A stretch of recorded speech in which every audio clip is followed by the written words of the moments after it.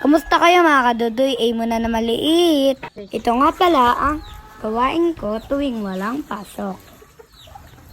Tuwing umaga at hapon, nagpapainom po ako ng mga alaga naming mga manok.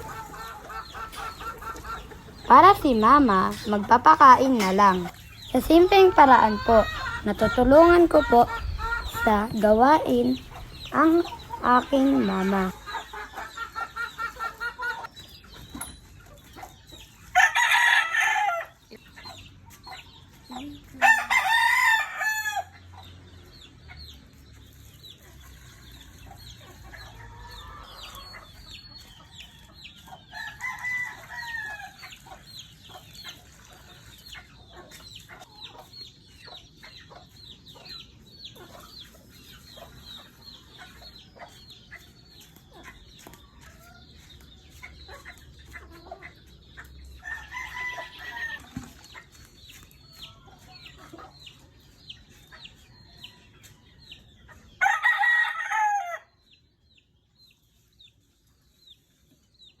Yun muna po for today's video.